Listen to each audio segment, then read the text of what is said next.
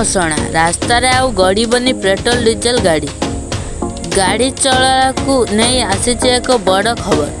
जो माने पेट्रोल किंबा डीजेल गाड़ी चलाउछंती सेमानक पई खबर बेस गुरुत्वपूर्ण। तो चलतु जाना संपूर्ण खबरटी को जाना पूर्व आम वीडियो गोटे लाइक करूँ। आम चैनल जोड़ी रहा चैनल को सब्सक्राइब कर पाखे आसता बेल आइकन को दबाई दिखाँ। 36 कोटी पेट्रोल एवं डीजेल गाड़ी को देश को मुक्त देवाई सड़क परिवहन एवं राजपथ मंत्री नितिन गडकरी प्रस्तुति देइछन्ति। पेट्रोल और डीजेल रे चलुवा गाड़ी को भारत मुक्त हो पारिबो कि नहीं प्रश्न से करिसेंति। यह 100% संभव।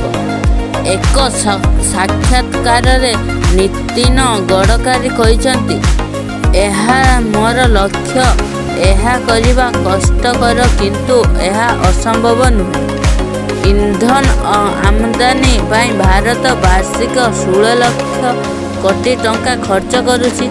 जदि यही अर्थ संचय हुए तेबे यह कृषकों जीवन में परिवर्तन आणिब। देशर ग्राम रे समृद्धि हेबा एवं युवक मानक रोजगार जगाई देबा। देशर सड़क पेट्रोल और डीजेल कार को संपूर्ण हटाइबा सड़क परिवहन मंत्री समय सीमा देवा को मना करिसेंति। नितिन गडकरी कहिसेंति हाइब्रिड जानर जीएसटी को 5% ह्रास करने को प्रस्ताव थिला बेले फ्लैक्स इंजिन रे जीएसटी को 12% ह्रास करने को प्रस्ताव देइछन्ति। से यही प्रस्ताव अर्थ मंत्रालय को पठाइछन्ति एवं मंत्रालय यह को विचार करिछि।